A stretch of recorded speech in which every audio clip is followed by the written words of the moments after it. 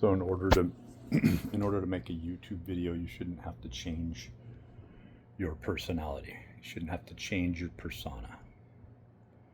And this really brings about a very interesting subject that has to do with the artist, the artist that's regarded by philosophers, particularly Nietzsche. I don't think Nietzsche was correct about everything, but his analysis of other philosophers and the logic behind general philosophy, life philosophy, the study of not necessarily the ontology, but the effects on man through or of the ontology. That something's wrong here, an investigation, right? So the artist, like the psychologist, doesn't have to be an accredited, especially these days, cannot be an accredited psychologist unless they are looking at the psychology behind psychology, what propagated psychology, what, not to be biased, but what machinations or machinations did the invention of psychology, what would that render? Right? So there's this big question hanging over us. And so when we finally go to the higher tier of mastery, looking today at these degrees as nothing more than certifications toward technician applications, the lawyer, the doctor. The doctor doesn't heal. The lawyer doesn't help.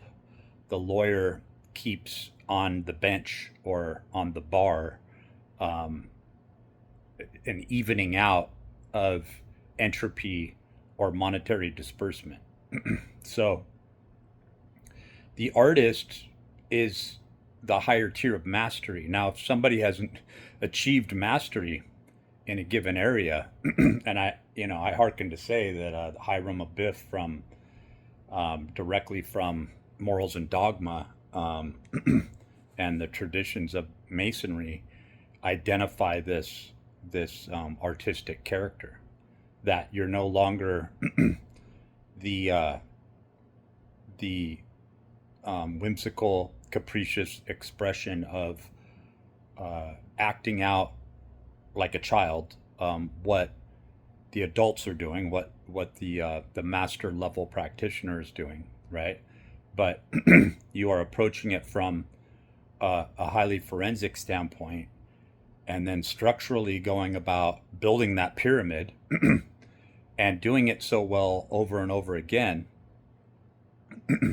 that these joint systems are superior and seamless. And suddenly all those contemporaries, and again, we look at this sort of Jacques Vallée idea of an invisible college, but you look at a contemporary as those who think like one another and are carrying this sort of, for lack of a better, Promethean torch. Yes, definitely giving credence to not only Jason Reza Giorgiani, but Michael Tessarian, because they work as bookends.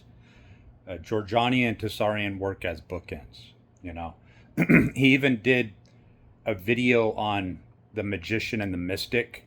And I think that those two, including a third, because there's always a tertiary mechanism in play, right? I think that you could very well begin with that, the main contributions coming from both those gentlemen, because they represent principles. They represent specific principles that are in play, that are, in other words, if we were to take the term esoteric on its value, its merits in current modern day society, and how things are homogenized and genericized to the point where they really don't have any meaning. You just have the bare bones, you have the framework, you have the carbon skeleton left over that just implies the mimetic chain of what it was or what it could become from a skeletal perspective.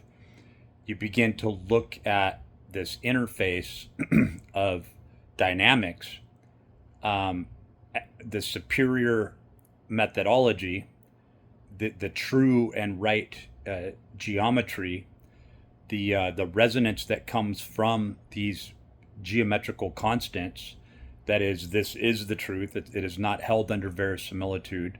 No matter what line of physics you apply to it, you still have. So, if you get into the hypotenuse hypothesis, right, where you're kind of looking at this, what I call it is like a Zinzek operation, right, where you have these two chiral, equally proportioned um, hypotenuse triangles. One's pointing to the right, one's pointing to the left. They share enough commonality, but they are also antithetical opposites of one another, right? And only when you venture around to the other side and view from the chiral position, and then you begin to see that there's an undulation or a flux going on between these two.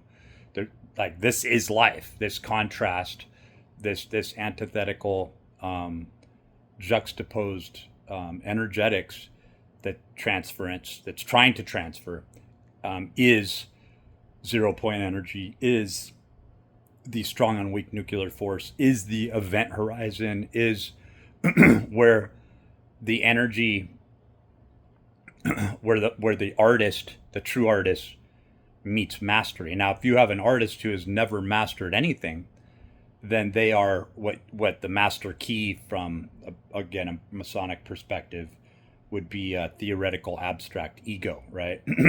You can't begin with the whipping cream and the cherry on top, having your cake and eat it to eating the cake first, and then work your way down.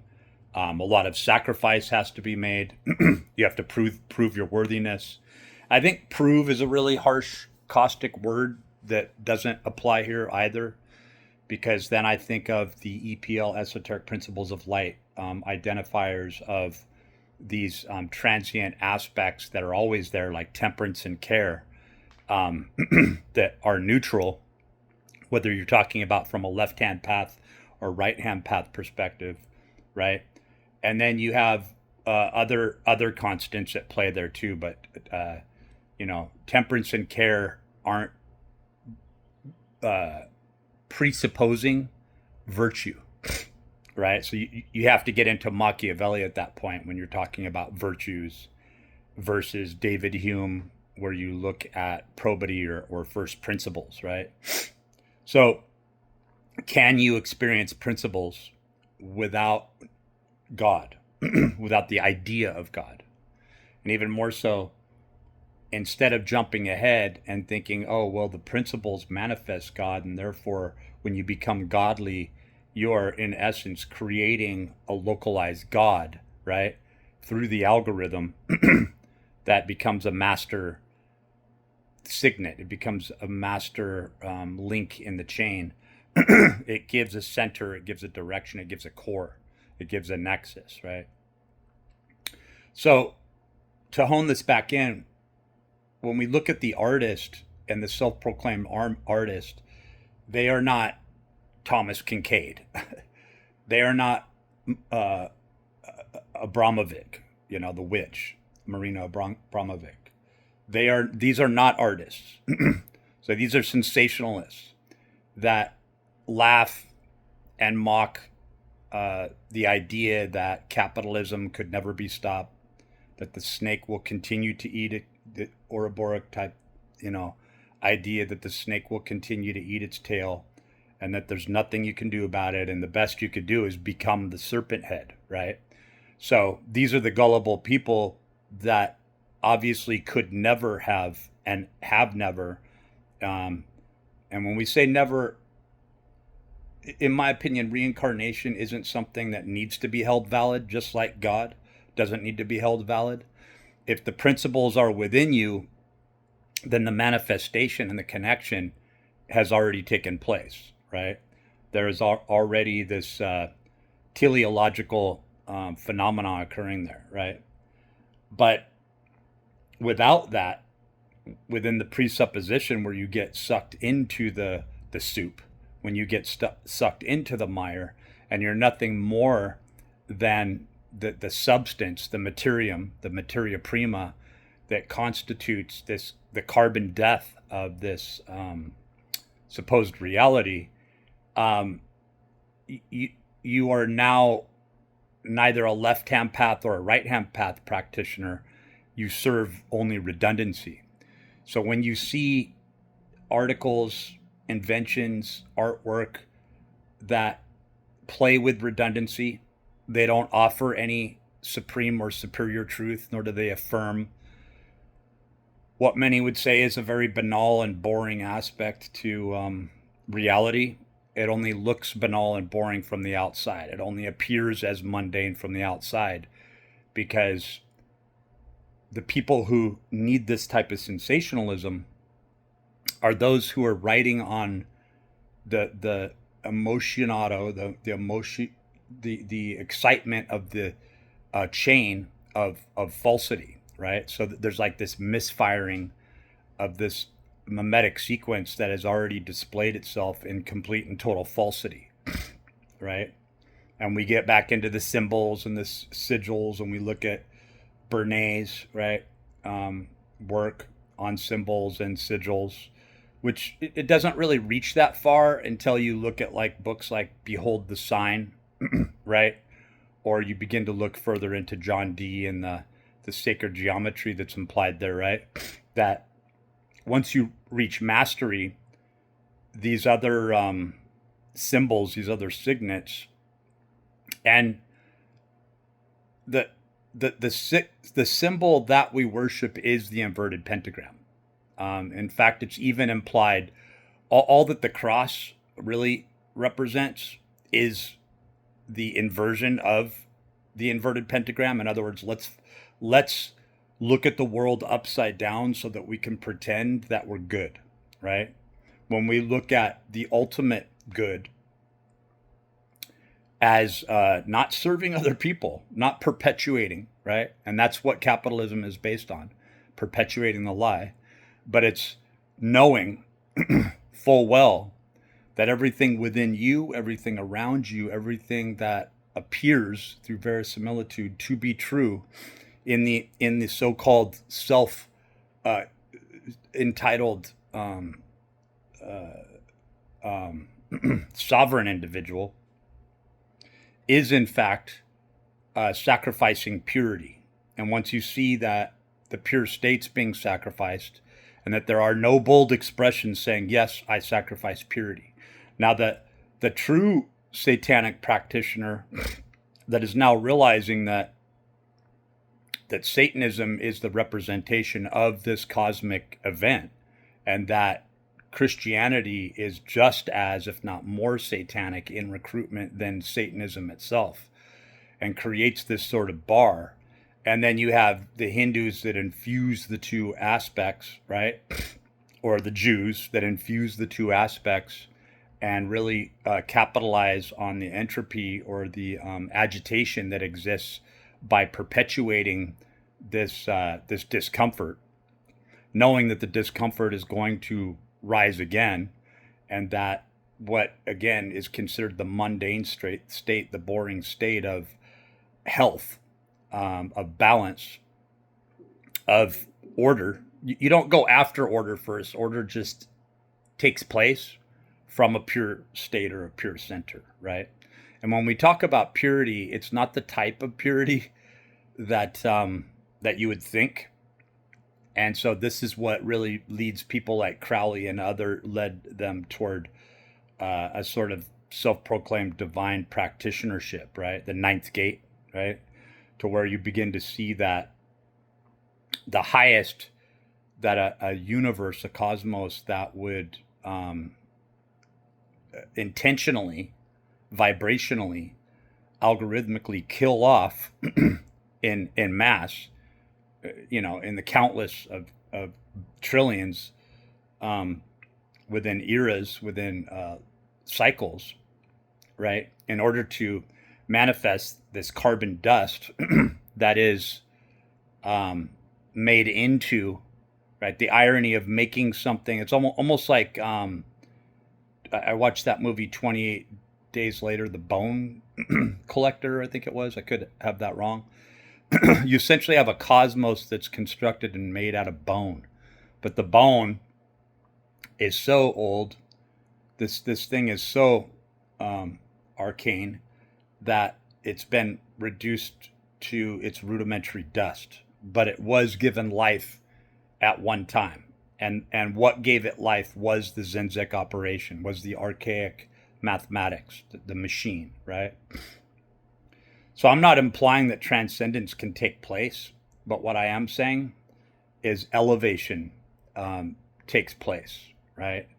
And that it only takes one to elevate the consciousness, as long as that one practitioner lives and breathes life into thereby the purity, right? And when we talk about the purity, we're talking about something that we can't understand and that we cannot hack. We're talking about the flicker or the monad, right? What it is truly within the monus. And ironically, as you get closer to the monad, if you were to be able to get closer in space, which the monad doesn't exist in space time, it's pre-time, pre-space. Space is made by making way for space through death. That's pretty heavy, but it's the truth. Because a new mimetic signature or an aspect to the algorithmic code has to be added. There has to be substance first, where no substance is necessary from the monadic perspective. And so whatever purity is from that resonant state, the monad represents that purity and that purification, right? So you either, through true a priori, right? Sort of a sacred a priori, understand this, and then have the intuition to act upon this, and then see that you are hung on a cross. And when you're hanging someone on a cross, you're sacrificing everything that they stand for, right? So that's why witchcraft, right, which is an inevitable, that's why the warlocks who are the practitioners behind Christianity, who run everyday Christianity, and at the hub you have the Vatican, you have the Catholics at the center of Christianity, because Christianity is a junction point that occurred in order to meet, to create a junction point where the ideology and the principles could meet. And then there was a play through pathos rhetoric's way to prove or disprove through time cycles, right? Through a time cycle or a half cycle, whether or not there is any new information or validity. And there doesn't have to be new information. There's a redundancy. See, that's the whole thing, is that the left-hand path cowers to and bows to redundancy. It says there's nothing beyond this. So we're going to place this sort of idea, not that this is even the truth, but this light of reason of being, Lucifer, we're going to put Lucifer on the throne, and the Pope will act until God's return. And whoever can beat the shit out of this reality, that's our God. Doesn't need to validate itself to anyone. And so what really happened is that God became the mechanism, right? The mechanism, the way, the how-to, the methodology that is used, that was the closest to God that they have ever experienced, right? And so, anyway, I'm going to end it right here, but those seem like really abstract concepts and ideas, but I assure you that if you follow the trail and kind of pause this and do your own research, open up some Gemini or ChatGPT on the side, and start to do a little investigation for yourself.